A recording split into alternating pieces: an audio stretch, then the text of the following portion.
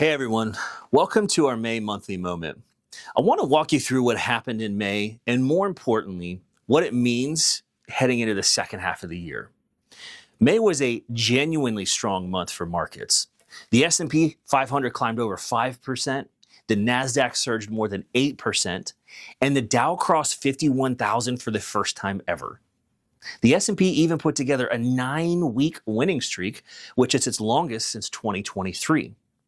On the surface, things look great, but there are a few important things to understand about why the markets rallied and a few of the risks that are still out there. The oil story is central to everything right now. At its worst, Brent crude oil was approaching $120 a barrel as the U.S.-Iran conflict disrupted shipping through the Strait of Hormuz. But by the end of May, it's fallen nearly 19%, which is the sharpest monthly drop since we've seen since the pandemic, selling at around $92 a barrel. Even though that's a real source of relief, it is tied to preliminary ceasefire talks that could eventually reopen Hormuz. But here's the nuance, though. That ceasefire isn't finalized. And even if it holds, analysts expect only a partial restoration of oil flows. The damage to the Gulf infrastructure is significant. So while lower oil is good news for inflation, it's not a done deal. Which brings us to inflation, which is still the big wild card. April's CPI came in at 3.8% year over year, which is the highest reading we've seen since 2023. The Fed held rates steady at 3.5 to 3.75, and right now the market is essentially pricing in a zero chance of a rate cut through the end of 2027. Banking institutions expect the Fed to stay holding on this summer, and investment houses put it well when they say central banks are caught between rising prices and softening growth, and moving too aggressively in either direction carries risks.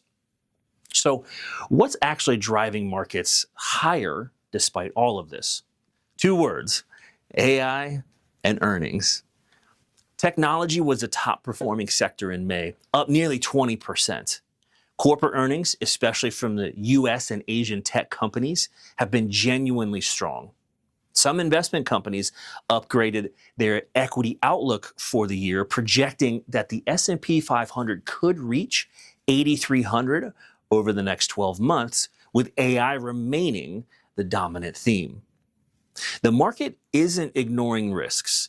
It's weighing them against a resilient earnings backdrop and choosing, for now, to stay constructive. So what does this mean for your portfolio? Well, we continue to believe in broad diversification, but with conviction where the data supports it. We're watching the Middle East situation closely because it's not just the size of a shock to the markets that matter, it's the persistence. Markets can absorb a short disruption. A prolonged one changes the calculus. We also think it's worth considering real assets in infrastructure in an environment where inflation may stay stickier than expected. And for fixed income, despite the volatility in the recent years, there are actually some attractive entry points for longer-term investors. The bottom line, May was a great month, and there are real reasons for optimism. But we're staying disciplined because the opportunities and the risks are both worth taking seriously right now. As always, if you have any questions about how any of this applies to your specific situation, we're here. That goes for you, your family, your friends, and your coworkers. Thanks for watching.